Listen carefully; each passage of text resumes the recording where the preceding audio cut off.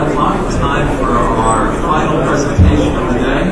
Hope you've all been having a good morning and have caught a few of the earlier speakers. They have just been excellent. A quick reminder that on your tables is the Mazaks ballot for evaluating today's speakers and presentations, the topics. We would really appreciate Canadian Dairy Expo and Mazaks if you would fill these out and drop them off on your way out in the milk can. That will help us better plan for next year and also know how we did this year. Also in there, by filling it out, you register for a drawing for $1,000 of seed. So that's the Mazaks milk can. Next, I want to again thank Baltec AgNet for live streaming both today and tomorrow here in the Mazaks Dairy Classroom, and that is available on the DCX Dairy. What's that? It's going to be on the CDX website, or it's on that flyer there, like at the table tent. Yeah. So like all the classroom presentations, they're going to be up there, like they're up there now. Yeah. This special presentation is sponsored by AgriBrands Purina. We thank them very much. Born and raised on a dairy farm, Hugh is a veterinarian and the founder of Cow Signals, a unique service training farmers and advisors on how to better understand the body language of a cow. There are now more than 250 certified Cow Signals trainers serving a total of 55 countries around the world. In addition, CowSignals.com, that's CowSignals.com, has just launched an online video training program. If you've seen Hugh before, you know his presentation is going to be great fun. And if you haven't, it's time to hold on to your seats. And now, please, let's welcome Dr. Hugh Driessen as he explains how you can improve your dairy business by better understanding what your cows are trying to tell you. Hugh.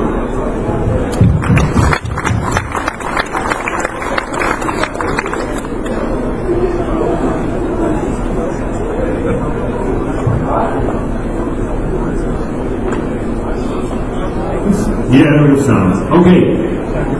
Welcome, everybody. I'm really excited to be here again.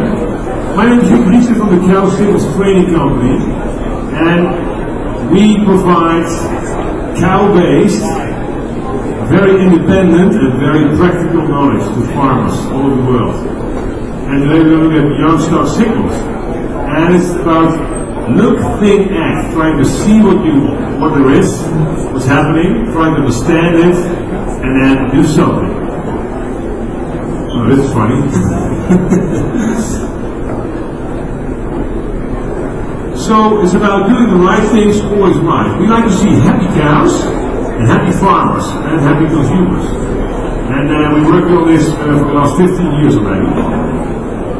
And we want you to go over your own management in your cow shed. Who's a dairy farmer? I'm going to see figures. Who's doing dairy cows? Okay, that's the 3/4 of the house. Who's actually feeding the calves? Who likes to work with calves? Can I see fingers?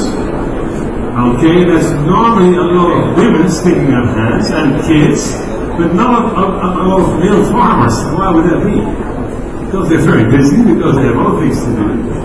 And that's why I've been asked this question many times, and I see that women are really enjoying it.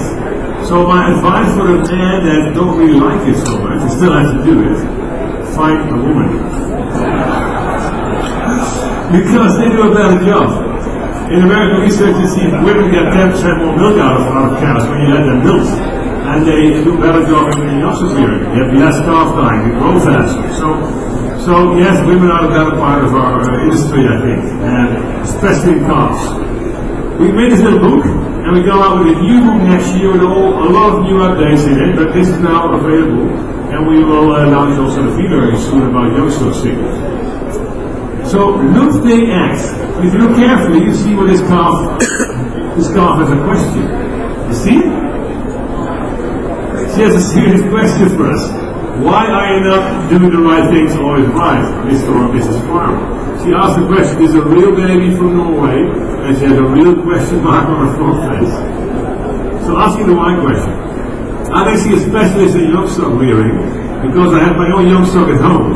And they are 7, 5 and 2 years old. And the 7 and the 5-year-old, the two girls, they are exactly the same size. So I measure the growth of my young stock. And I have this little measure thing. And now they are both 1 meter 5 and 23 kilos. Exactly the same. But it's 2 years different in age. 2 years. So I was trying to crack that case. And hey, the birth weight was 3.5 kilos for the older one. And the second one was 5 kilos. Okay, that's quite a difference. But the first one was, well, my wife was still a heifer then when she was born.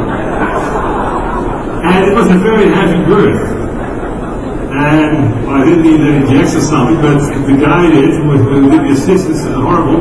But then the girl was born, and she was drinking milk, but she was puking back half the rashes every day. Trying to get all the milk in that we could.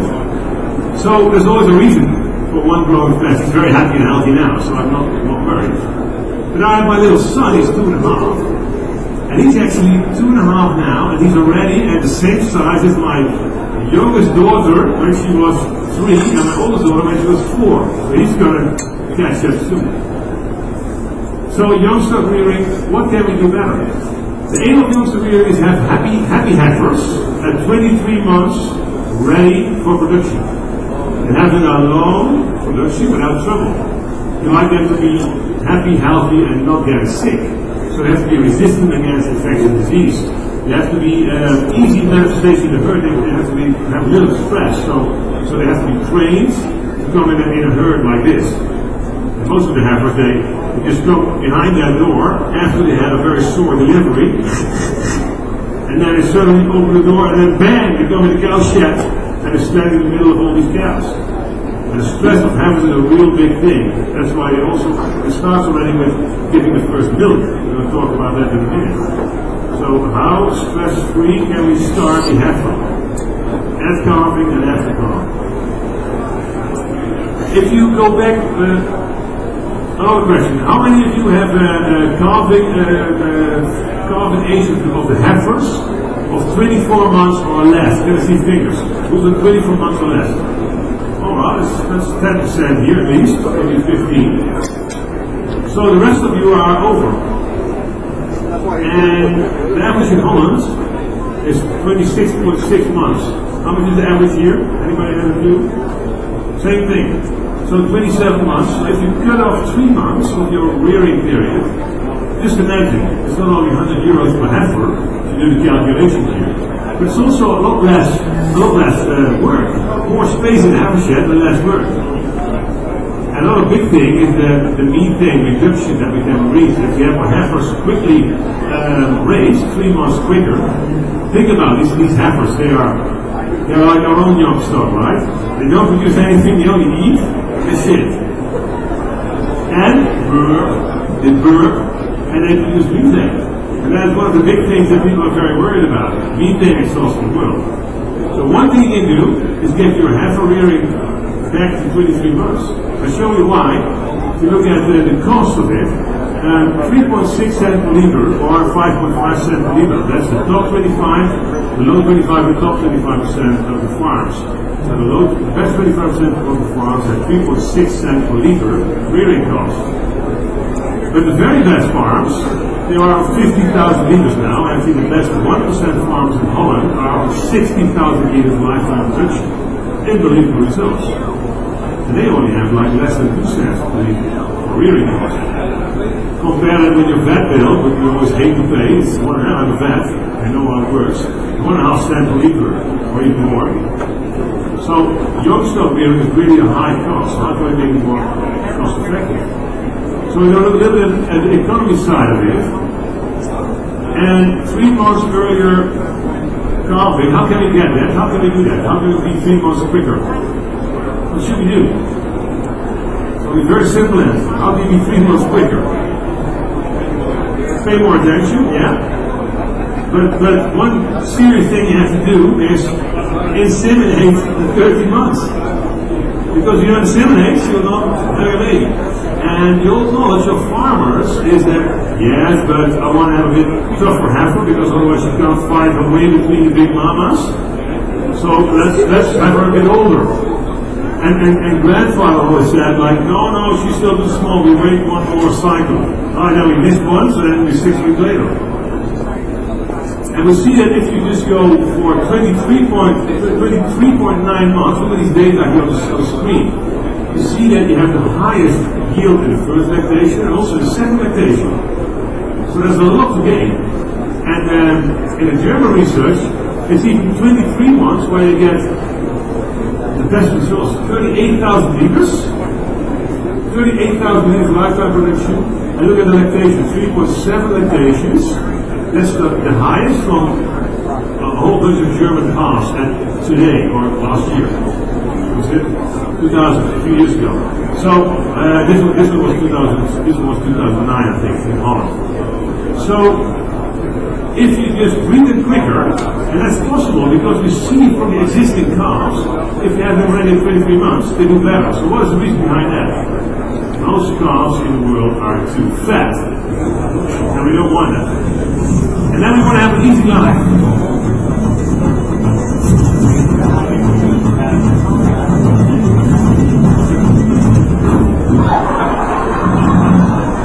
So this is what every farmer wants, right?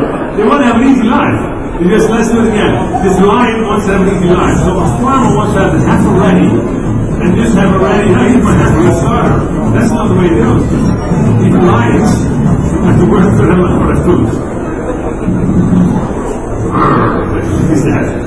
So it's not that easy. But if you make your work easy and nice, you have a lot more fun and no problems. So you want to organize your work. This is an old smart farmer. You see the gray hair. So he has a little car where you can drive four buckets, make it ready, drive it into the calf shed. 4 animals drink at the same time. They don't spill. They can't tip it over. Yes, it's like organized. One little tool. So how do you make your life easy? That's the question. If you look at this one here, it's not so organized, right? What is the bathtub doing here? Is he giving him a bath every day? I don't think so. I mean, the straw is more out of the pan than in the pan, so he happened to be there quickly, throw something over the fence, and they don't get the attention they need. This is definitely a man doing this stuff, not a woman. So let's look at the 6 phases of heifer life. The 6 phases of a heifer life that we have to look at. The preparing, and then the birth, and then the first weeks, especially the colostrum feeding. And then we look at the next 6 months.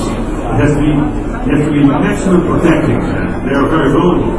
So you really want them to protect them against disease and all kinds of trouble. And then it gets a bit easier. You don't have to grow. You just grow easily until they're bred for 30 months, and then they have to ripen and learn some things. So life's quite easy for a heifer if he survives the first 6 months. I go to farms all over the world and I see 40% death rates of calves. 40%. In Eastern Germany, in Taiwan, in China. I'm really shocked at these farmers. Oh, what a waste of assets. Unbelievable. Importing new heifers all the time because they will die. So that's worst case scenarios. But on our own area, what can we do better? And the benefit level here in Canada is quite high. There's a lot of knowledge and there's a lot of money. Did I hear 86 cents lately? Unbelievable milk price here. And all the equipment here, wow, this is like amazing. I mean, most farmers have to save 20 years before they can buy the first calf here. But in Switzerland and Canada, I see funny things. In Switzerland, they buy them if they have 20 cows, they buy a calf feed machine. So, different economics in every country. But look at the calcium diamond. This is what our basics is. We designed this calcium diamond already 50 years ago. Feed, water, light, air, rest, and space. If you give this to the next to your calves, then they will be happy and healthy. So then they will be healthy.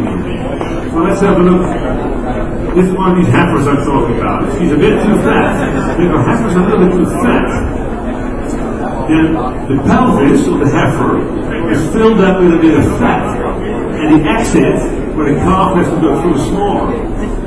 So why are these older heifers not so successful in surviving? Why have they, the heifers of 26 months, they have a shorter survival rate, they are short on the farm, less production, because they have a bad start. And the baby is suffering and the mother is suffering by having birth. And the other thing is, if you are too fat, you get a bit lazy, and you don't want to be eager eating your food, so you have a bad start, you have a big dip in energy intake, so this should be a very, very stressful process, stress-free process. However, do you hurt the calf? What do you see here in this picture? Have a look. It's a funny picture, this one, because there's a red cow, but there's also a red calf coming out. If you look carefully, she's red from blood. That's not a very nice signal. It's not red from the skin color. And there's one more funny signal, the head of the cow. You see the head of the cow? It's gone. So that side, you see? That is on the wrong side. Just kidding. There's a French picture, and they tried to get this baby out, but she's a backward position of the calf, and you should lay down the cow and get a little more space in the pelvis, and then try to move her a little bit around, but put the cow down. And a lot of things are going wrong, ruining a heifer life on the first day. And it's such a pity. We like to give them a stress-free calving line, where they can walk around quietly for a week, 10 days minimum for calving, preferably 3 weeks, and then they can just calf relaxed in the corner, in the yard.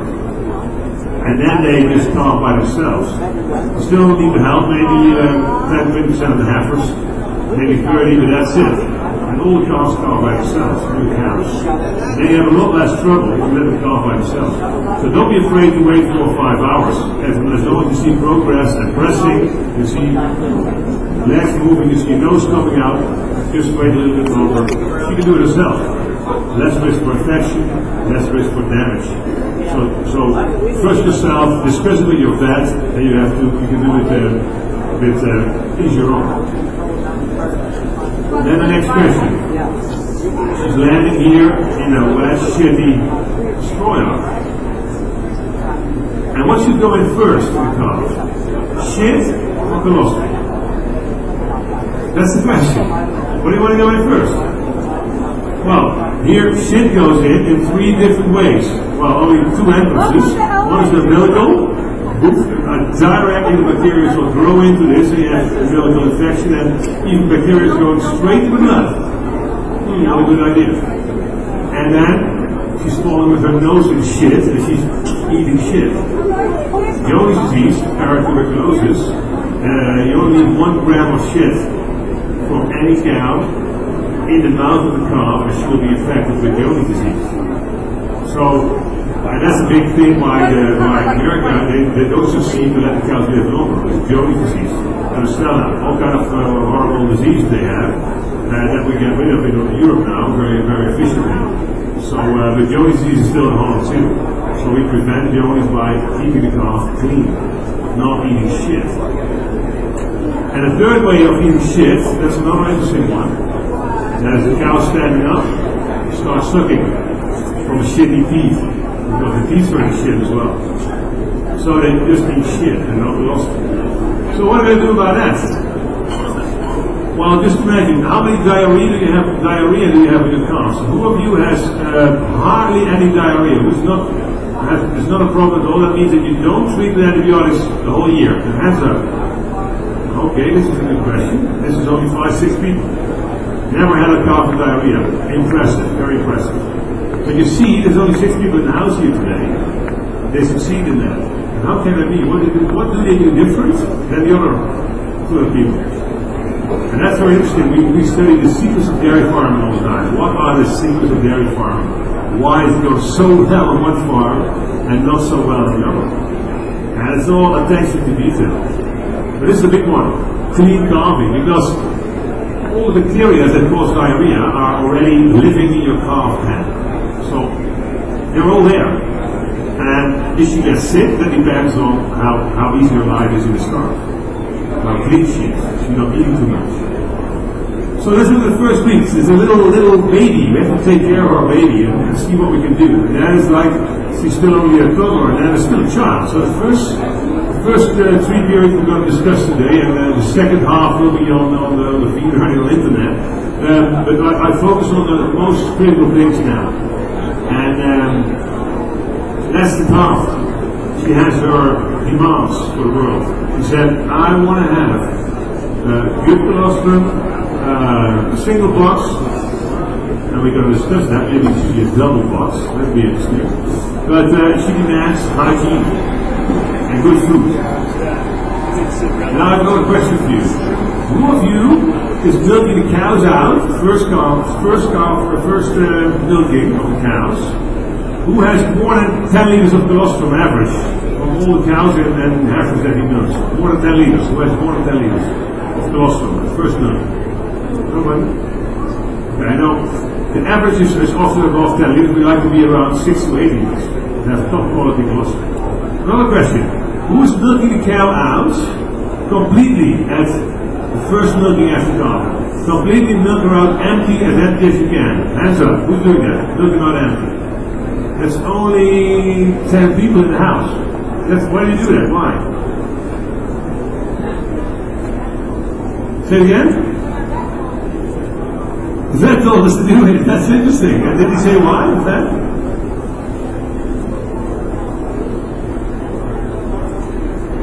Yeah, that helps the cow clean. So best colostrum you get out of the calf. Another argument, why would you milk complete the cow out? Best colostrum, the cow is cleaning quicker and better. Another big one, you start eating quicker because you draw a lot of stuff out, so you'll be more hungry. And you also have fat taking out of the cow, and new milk made, and then she gets more hungry. So she starts eating quicker. All the people who don't do it, they only are afraid for milk fever, right? You're afraid for milk fever, the cow falling over in the milk parlor, and you really are in trouble. And you don't trust that 3-year-old, so I better give her a bottle or I better only milk out 2 liters. It's not very bad, but it can be done better. I look at the best possible management of your farm. So I come up with plenty of ideas for farmers. So they say, well, just the dry cow feeding, and you discuss it with your breeder guys. Do a good job there, you have not more than 8 liters, and then milk them out completely. Because that first colostrum is the best medicine you can have. And then the next question, who else did the first milking completely? Who else did it? Yeah? So what do you do with these 8 liters? What do you do with it? Where do they go? You give it to your calves, and then you give how many liters? 3 liters to the calf, and what do you do with the other 5 liters that you get there? You freeze it. That's a good one. I'm looking for the best management practice. Get it very close now. You freeze it as well, okay? If you freeze colostrum, what's going to happen? You die all the live cells that are in the colostrum. You still need it because you need it sometime when the cow has no colostrum, so it's still good to freeze it. But these first 8 liters is top quality stuff.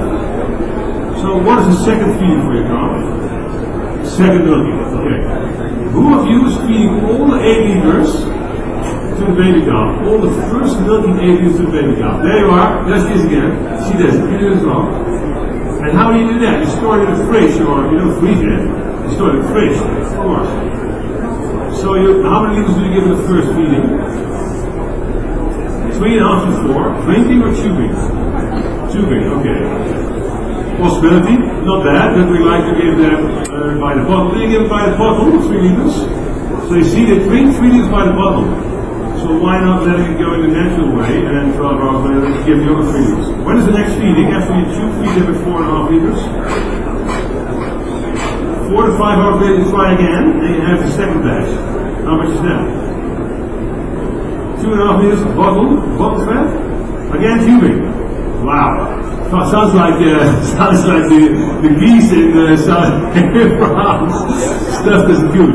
Okay, interesting. I mean, it's a successful method because you get all the stuff and then you'll be very successful. There will be very little diarrhea. Yes. So there are many ways of doing things and doing things right. But the most interesting thing is that there's only very few people here in the house that give the first 8 liters to the calf. And I can stop talking now because this is the biggest message I can give you. You just find a way to get this 8 liters in the mother. From the mother and the baby. So the first 3 feedings, at least the first 2 feedings, 3 liters and 3 liters, 6 liters in there, then you can switch to milk powder. If you have the 6 liter top one colostrum, and then you have 2 liters left to go in the fridge, in the freezer. Okay? So then you have still a stockpile in the freezer for emergencies. But the big challenge is to get these 8 liters in calf. Why? Because this is like platinum. It's the most expensive drug on your farm. You pay a fortune for painkillers and antibiotics, but the best medicine is thrown to the boom calves normally. Because we only drink 2 liters and we just throw the other 10 liters in the boom calves. That is a waste of assets. If you can capture that value, you win the game. It's very simple, but it's a very simple message that you have to really think over. What do you need? That's the next question. How are you going to do it? So while you need a fridge, you need 3 liter bottles. And you need, well, at least a place to milk the cow. So we milk her, some people milk her like this, 2 liters out, and then they give these 2 liters to the cow, and then you're going to milk the cow anywhere where the next milking is. Okay? That's the logic procedure. And that's almost as good, but just a little bit worse, because I explained if you have this cow 5 hours later in the milk parlor, the quality of the colostrum will be only half.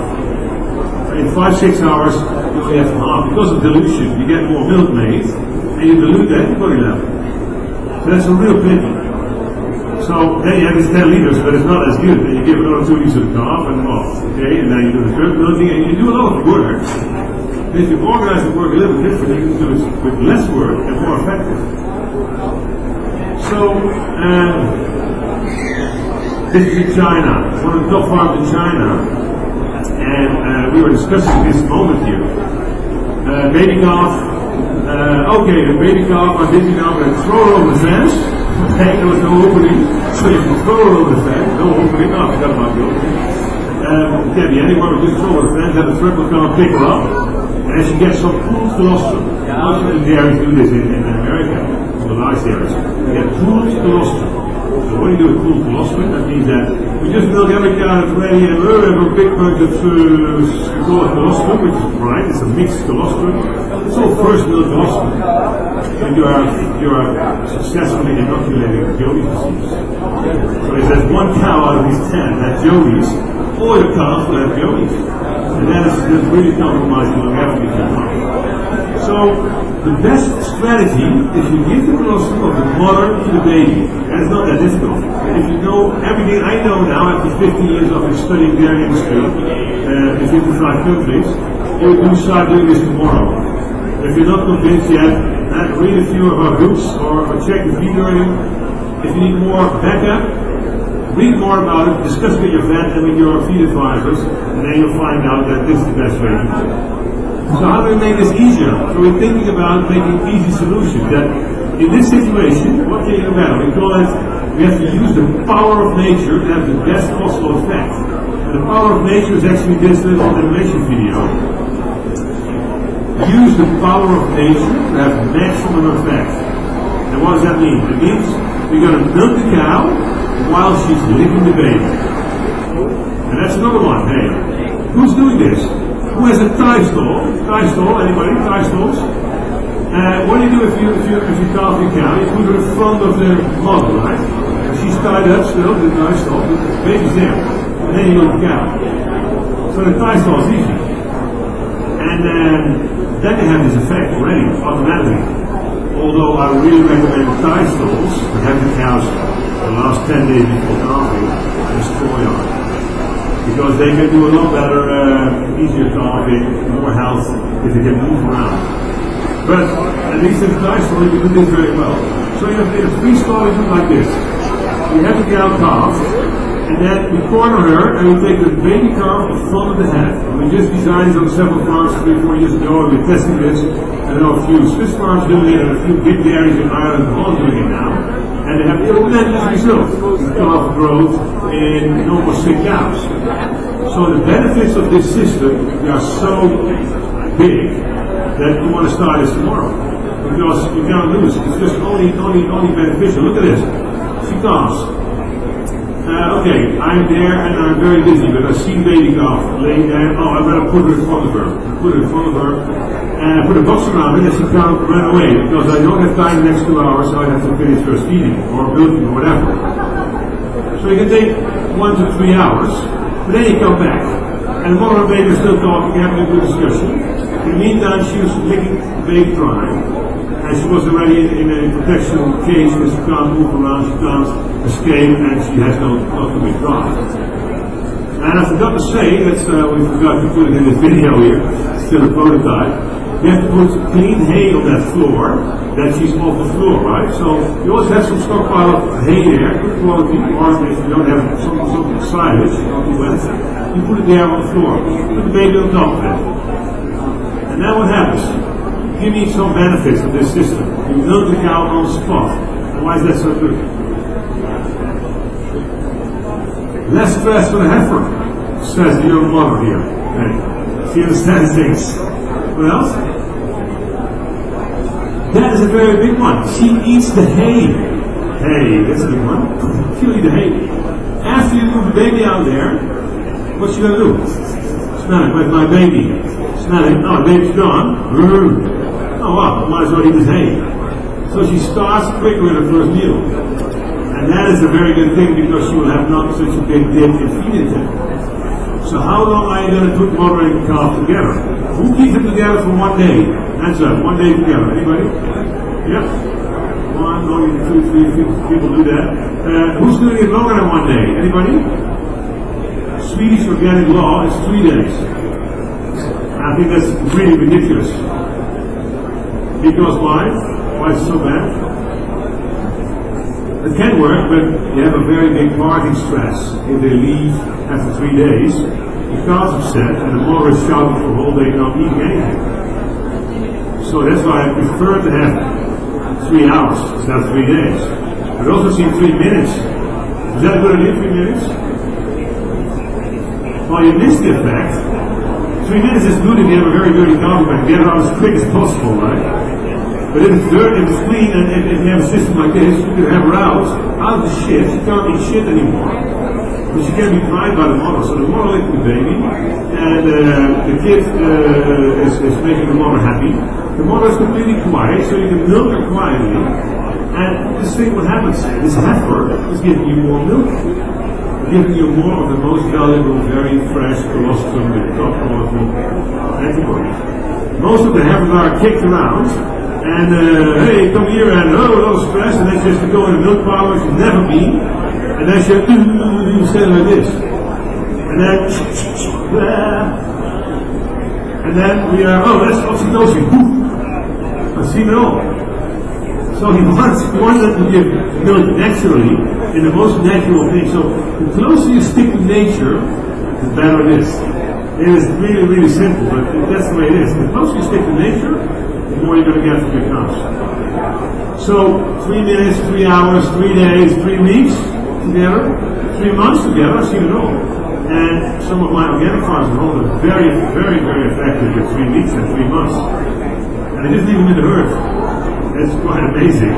They have a free stall, and they have a double island, and in the middle of this double island, this is a cow's house. And it's a closed door. It doesn't work as fast, okay? But a closed storage system. And very often scraping. You have to be careful in the beginning that you don't scrape the babies out, but they very quickly used to it, and we didn't lose any calves. Another one has the calves with the mother only for 1 hour after milking. Fully automatic selection. This is my Jersey farm at home. Soon there will be a video on our website. You would love to see this one. Probably the best farm in the world.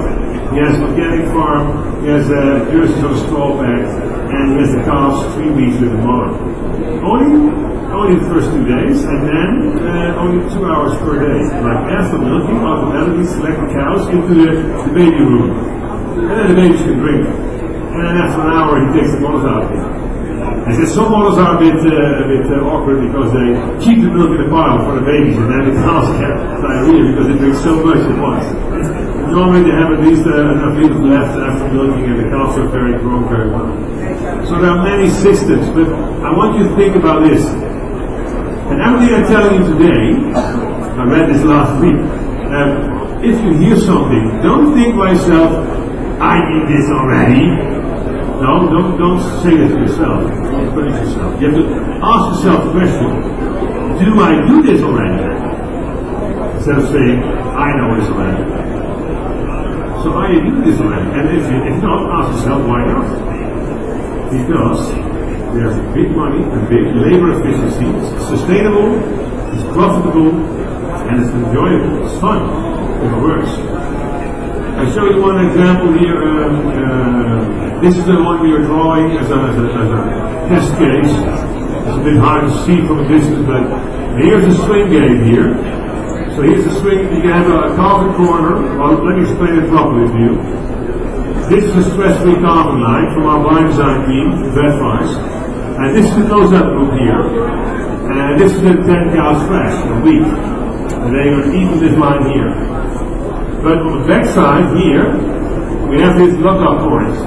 And we have a carving pan. And Rich Columbia was very interested about finding out the heifers go in a different corner, or the cows. They like to carve in a group, but they also like to be a bit protected. So we're now experimenting with a panel here to see if that makes a difference, that they really like that corner. And if there's a panel here, this stays cleaner, so only the cows that have to carve go in there. That's the idea. We're going to find out if it works. We don't know yet exactly, but we have good clues here. So you can close this box off if you want to have the cow separate for a calving. And if she has calves, you just pull out the baby. It can be in this corner, it can be here, but very likely to be somewhere here. You pull the calf out here, and then you lock it to make the water panel. Very simple. And the first gates that people made, this already 8 years ago, didn't work very well because this was connected here, and how do you get the cow in there and then the gate around? So you first locking the gate in, the cow in, and then you put the gate around to save milking. Too much trouble. Next one, this is a lot better.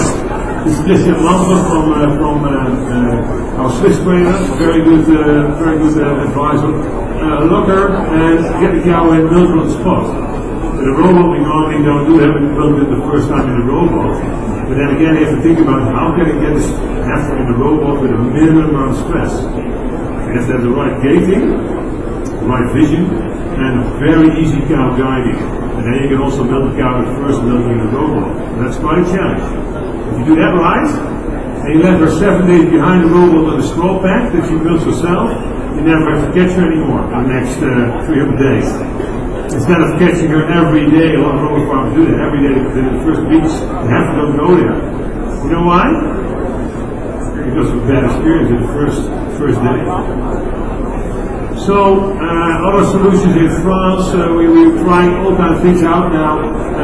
Lock the cow in the corner, very simple. Every farmer should have something like this. And this is the best locker all the way down, so you can lay down as well. And sometimes you find them laying down. One day you can release the handle after you do the milking, you can release her, and she will still go back and say hello to the baby. How's that sound? Interesting? This is our 500 cow dairy where we started this 5 years ago, and we made a protocol. And the best compliment was actually one of the guys working there for a month, and he came to the man and said, "Where are your sick cows?" We worked on a 500 cow dairy in Eastern Germany, and then he came to this 500 cow dairy farm at home. He couldn't believe it, there were no sick cows. We don't have them. Yeah, but it's impossible. Well, the weak cows, they stay here with 25 cows on the left side, in the fresh cow group, and just stay a bit longer, and they all are happy and shiny when they go to the manger. Because they have like a 25 cow group on the straw pack, the maximum feed a day. Maximum control. So 25 cows before calving on the right, 25 on the left, 500 square meters of straw on the 500 cow dairy. Just divided by your own cow numbers, and you know how much meters straw you need to have to make this work. I've seen quite a few very good setups here in Canada, by the Roy's farm. I think I saw them somewhere. Yeah, there you are. We did a workshop there. You probably wrote it in the magazines. Very good specific calf line already designed, and now use it and try to use this part of it. Milk her while she's licking the baby. You get more colostrum and you get better colostrum. And this will be proven probably only in 10 years' time, so you can wait till you see more proof. But I know this is true. I know from experience of farmers, everything I'm telling you is very evidence-based. But this is so common sense that this is the best way to do it. And we used to do it like this, but we don't do it anymore because we have a freeze flow. This is weird. Very weird. You need a good golf kitchen, and you need hot water. Here they give a lukewarm water can. You need the hay, and everything will go easier from here. So it was a long story about colostrum. That was the main message actually for my talk. I have another half an hour of entertainment for you if you're ready. Are you still ready? Everybody happy? Who's going to do this tomorrow? Who's going to change his carving moment there? Who's thinking about it? Yeah? Okay, I see quite a few people thinking about it. So you first think about it, and then you have to do it, right? You have to study it first, understanding how you can do it best. So then we need bottles. Which one is best? The right one or the left?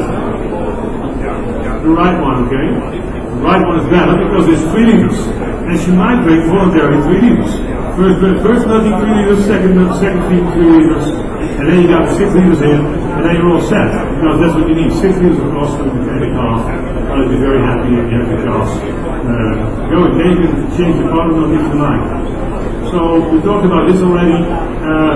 Not bad. I would only do it for my weak calves because I know that 2 times 2 liters is a little bit better than 1 times 4 liters. There's a little difference though. But the stomach can be pumped up to 4 liters. You have a little bit overflow to the rumen, and it's not so well used, so you have a little bit of effect of your colostrum quality in the calf.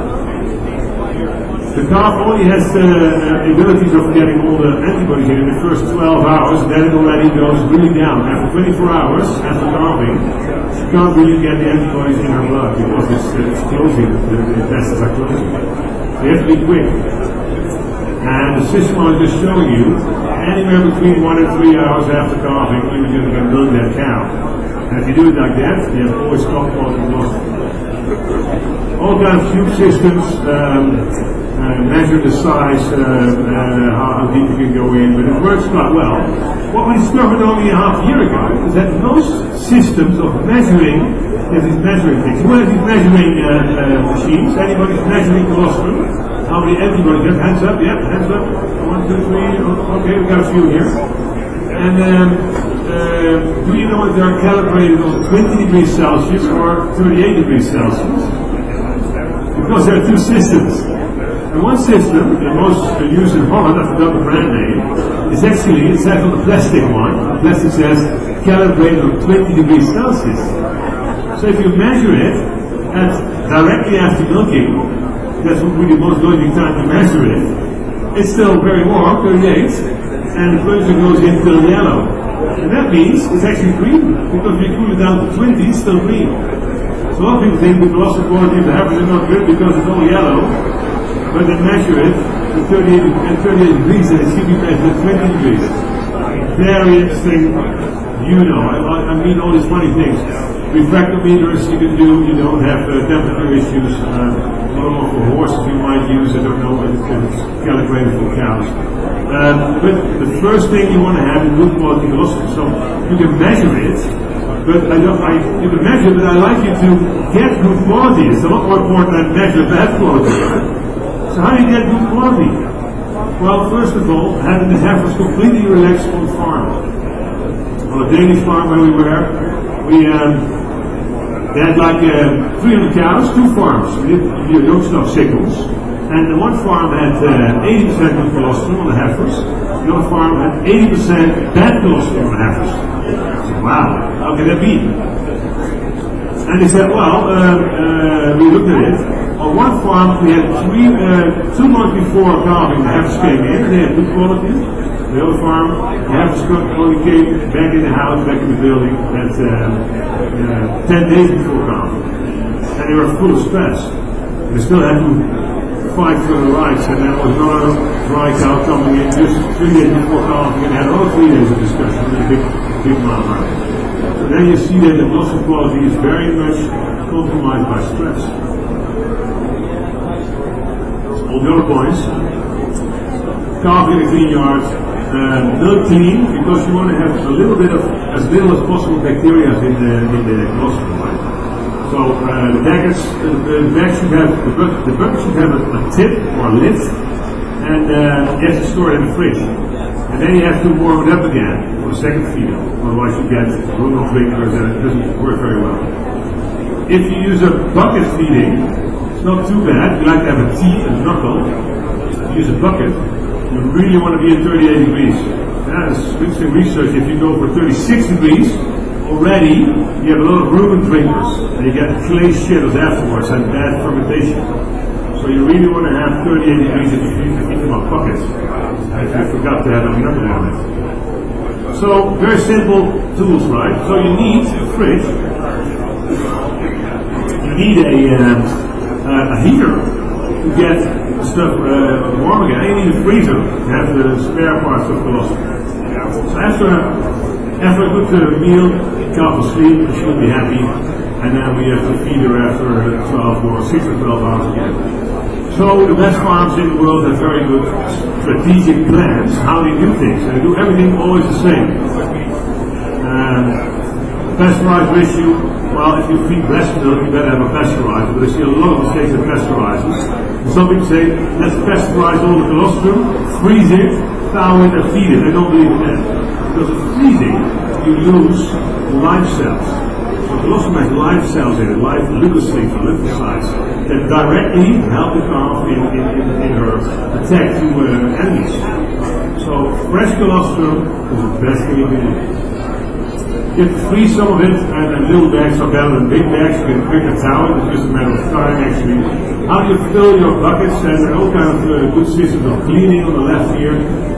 This is another cleaning system, and you can turn over the whole tank, the whole car. You can put it upside down and wash it out. And what's that? What's that? He drinks too much clothes for himself. Yeah, that could be the case. Yeah. So then you move your baby calf, and this is one is moved in 3 seconds, that's about 3 minutes, but you better let it dry first. And use the left or the right thread to move the calf. Which one is better? Which one? Yeah, the right one is a bit more stable. You can do it with one hand. The other way you need 2 hands and the calf will jump out. So there's better solutions than just next to the stand. There's also very funny calf neck seats, and this is sort of a calf neck seat. But you want to make your life easy. If you make it life easy, it will last longer. It's fun. So make it fun. And this is a nice system in Italy where they have a heater. Hygiene is not perfect, but he's doing a good job. There's nice boots, nice yellow boots, Italian farmer. And he has these 2 rows of beds. You see 2 rows of calf houses, and they can face each other.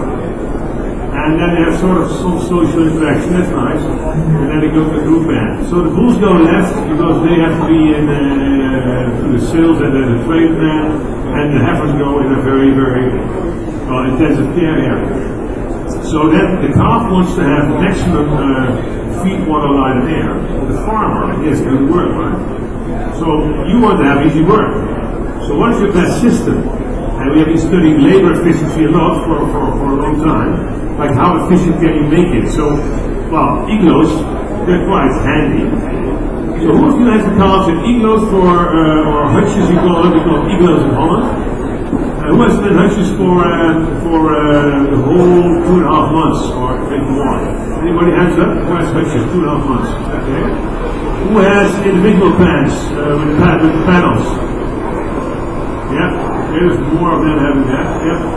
And who keeps them in group houses? Only 2 weeks separate and then in group housing. Who does that? Okay. So 15 people. Who has a calf feeder other than a calf feeder? Yeah. Okay, there's only 10 people in the house. Okay, but with more. And all, I see all the farms above 100 cows go for, a lot of them go for calf feeders now, for labor efficiency. So, but this works very well as well. All systems can work, you know, we just have to make it easy. It is outside work and it's a bit more hard, but for the cars it works quite well. But it's an iglo, an Eskimo goes in an iglo like this. And he has a very nice warm balloon of hot air above him.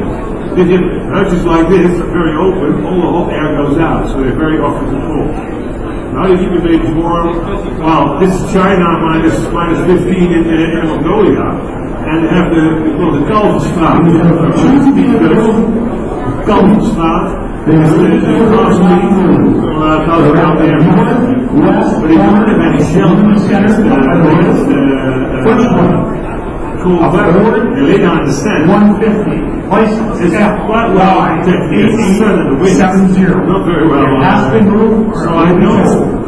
They were not really We also successful have a enough yet. master. And I think that's one of the reasons. License. So we actually move these things 6, 7, every week. 0. The same in Saudi Arabia. 0, Now YL. farmers for half a year. Will be told So we move the crops over every week to a new clean sand park.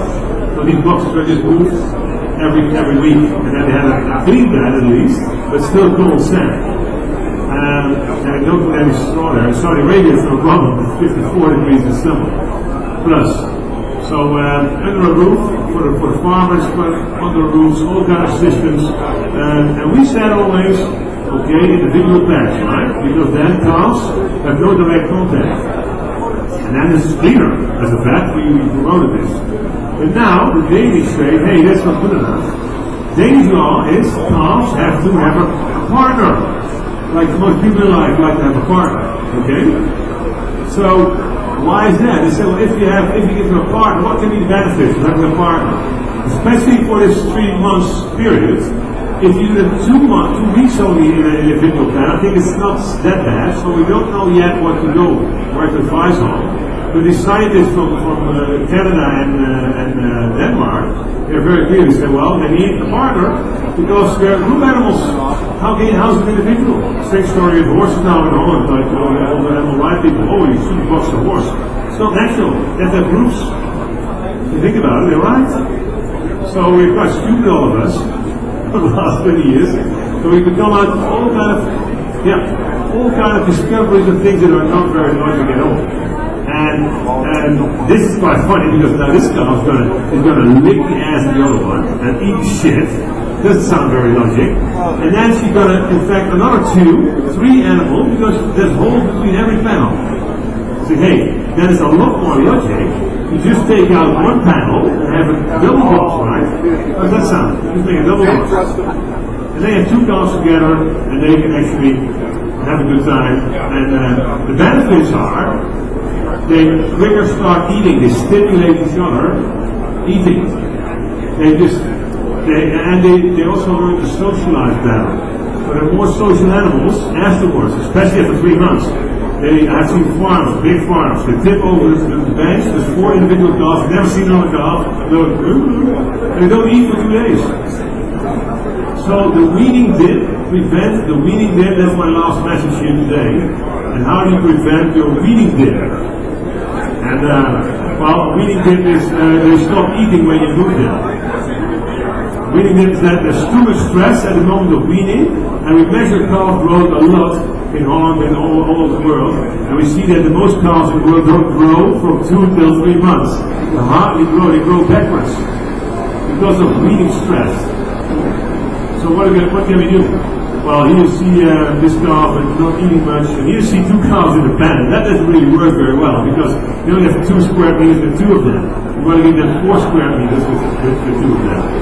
So now you're pushing the limits. These calves only get one drinking pan with 2 of them. That's not going to work. There's a second one in the back there, so that's not going to work. So just a little movie on housing and health. This looks very healthy. This looks very not healthy, okay? And what are the 10 signals on this baby here? 10 signals. What's he trying to tell you? Give me some signals here. You want to do early detection of disease. Dirty tail. What else? Hanging head. The hair standing up. So there's a lot of things with the navel, maybe the umbilical is a bit infected. So you look at this dog, okay, something's wrong. The ears are hanging, skinny.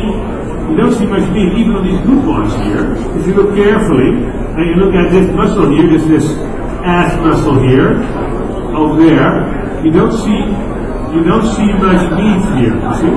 They're very good and healthy, but they don't grow maximum muscles, they grow bones. So maybe a bit more protein will give more meat. But they are very clean and healthy. Okay, this was our very horrible. You see the shit in the wall? So recognize early signals, and that's why we do young stuff signals. So a lot of things about feeding and group housing. I was wondering about what Marcus said about 25 in a room. we really recommend 10. All the welfare and the health studies say 10 would be, 12 would be the max to have in one pen. What's your opinion? 25 can be done as well. It happens. Yeah, I would like to monitor the growth of these farms and to compare 25 groups with 12 groups, because we expect quite a bit of difference in growth and health in general. Also, how good you clean your machine, there's a high risk. You see it doubling the amount of animals. You need more health measurements and more hygiene. In pigs we've seen this. If you double, you get 4 times more infection. So if you double groups from 10 to 20, you get 4 times more risk for infection. So that's like a scale. So these ones are very nice housing for group housing. We like this a lot. Also, these ones are very practical. You have to really look at the details and we do a lot of designing and making it better. One last comment on the liters. We used to get 6 liters. We now recommend 8 liters. British Columbia came with this. And the newest research was actually from Nina Jurkovic. We just heard about it, some of you. And she found out that cows will actually drink easily 12 liters if you give them free access. 12 liters. So the first 35 days, why not give them a chance to drink more? And then you have less trouble and cows looking for food. They're more happy. They can drink every 2 hours. They can drink an amount of 1.5 liters for every 2 or 3 hours. And then they drink portions of 2 liters, and they are very happy. And they drink 12 liters in 6 portions or 2 more portions. So the weeding dip is very interesting. Because why are these cows so shocked? Well, they have to stop drinking milk. They suddenly meet a friend, and they suddenly are moved to a new barn, with a new climate, with a new housing system, and they're completely shocked. And that's why they stop growing. So if you do 1 change per week, you make it life a lot easier for your heifers. It's a very simple thing. You stop milk and you just wait for 1 week, leave them there. Sorry guy, no milk today. Just talk to them, hey, no milk today. Come on, whatever. She gets used to it. A week later, hey, 1 panel out. Here's your friend.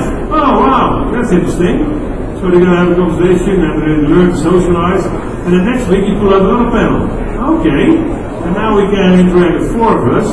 Hey, let's form a gang, 4 of us, let's go. And then we go to the next barn. And in the next barn, we get 4 of us together. We get a corner where we can start with 4 of us on the same type of bedding as on the other side of the wall. Okay, that's quite comfortable. Hey, we have a gang here, we're still happy, 4 of us. And then, a week later, you throw them in a big group. That's what we do on a lot of farms. So spread the stress and have this buddy system. So that was most of it what I wanted to share with you, and I think we had most of it show you a few more videos about infection and about one video for you left. We didn't talk about coughing and air system, right?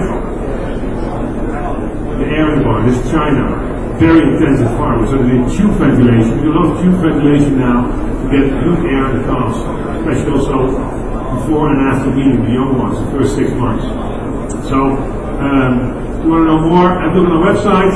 The air is stopping on 1 liter 20, just above the cow. So you have always fresh air at the cow's head level without having draft, without having bad wind or a lot of change in temperature. Especially in cold climates, you can have preheated air going to the cows to your noses. So, the last thing.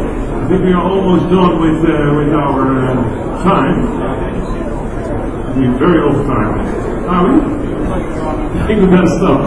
Okay, so last thing, what is this calf doing here? Have a good look. How good are you in observing calf signals?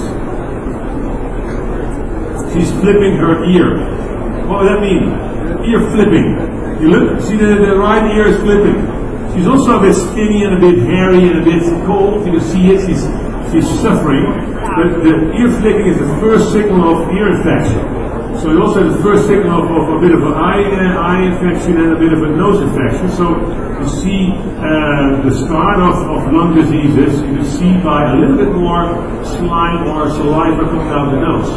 And then you see a little bit more temperature. The next one is even a lot more temperature, and then you have the very pussy ones, you see? So normally you recognize the last phase. The challenge is to recognize the first phase. So you better get the group to see the pictures better. But you have to do something. And one thing is giving them more food when it's cold. They need 3 meals a day. They need more food. And a very, very simple tip is more straw, because that feels like a warm blanket. Big nest store. This is stuff from Northern Wisconsin. So keep them warm for the first 6 months. That's why we want to have straw beds until 6 months, because the calves don't have a rumen yet. They don't have a big belly. They don't have a big rumen that makes heat. They have to develop that. So that's why we want to have those straw bags for 6 months. So, do the right things always right. Feed the first colostrum and prevent a weaning dip.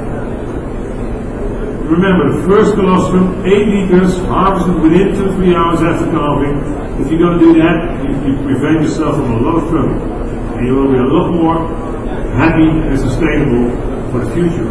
And inseminate at 14 months. Only 3 tips. Only 3 things that I can change you, and you can decide to take only one, okay? Take one. Take the next one next week. But start doing something. Your baby calf deserve it, you deserve it. I like cows a lot, and I like farms a lot. And I just wish you all the best. Thank you for listening. Thank you.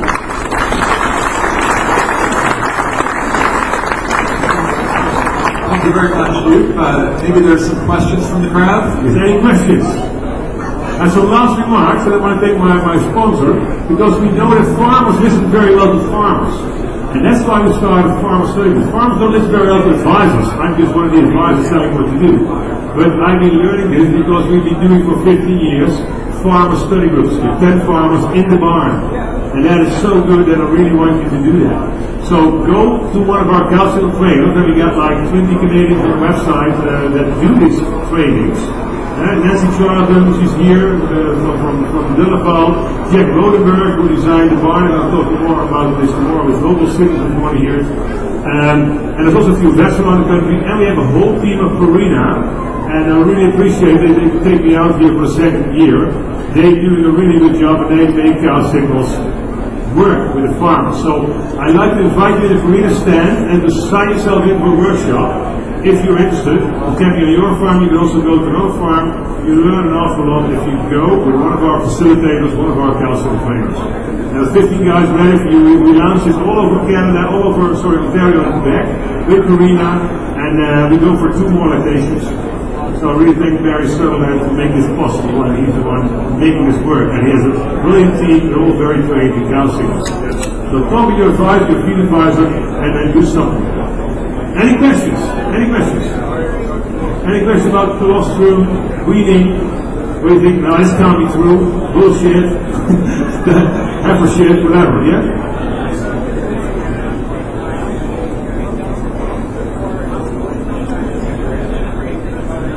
I never heard that. Feeding the colostrum to the mother.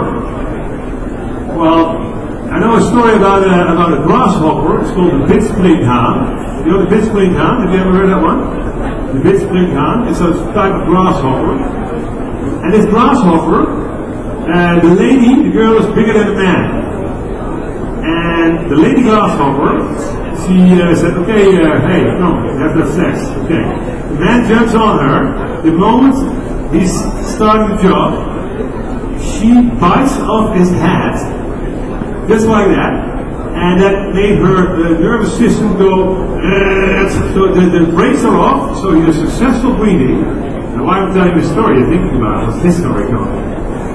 Then the woman is eating the whole man, after she eat the hat, eating the whole man to have a very nice protein-rich, successful meal that this semen is actually going to work out and then they can reproduce.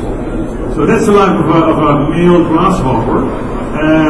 And why am I telling you this? You say I give the colostrum to the mother. So the only thing I think of is a good meal for the mother to start with. I know we have this afterbirth thing. You know the afterbirth? We call it the moederkoek.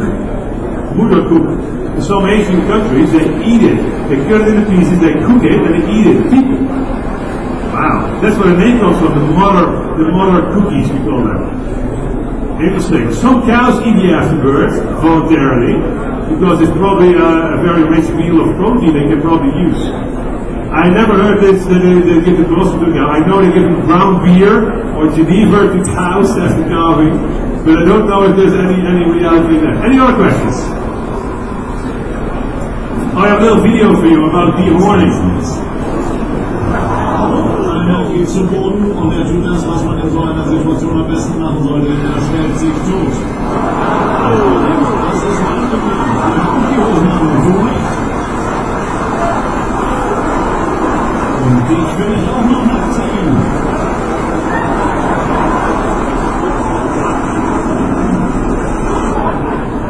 So beware the bull. Go to the Purina stand and sign in for a workshop. You won't regret it. This is probably the smartest thing to do this year. And if you like, go to our free video learning system on our website. We have a free startup program where you can just have a look at very interesting video stuff. And I hope to see you all tomorrow at 10 o'clock. Thank you for watching. Thank you. Wonderful, thank you. If we all just hold on for a couple of minutes, I want to give you a special little award for his wonderful presentation today. Thank you very much. Always a pleasure. Yeah. We'll see you first thing in the morning. Thank you very much. Thank you. Ladies and gentlemen, just very quickly, this concludes today's program. We're delighted that you joined Canadian Dairy Expo here in the MazeX Dairy Classroom. We also would like you to fill out those ballots now.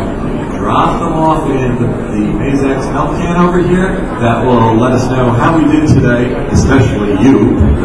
And I know you did well. And also help us better plan for tomorrow.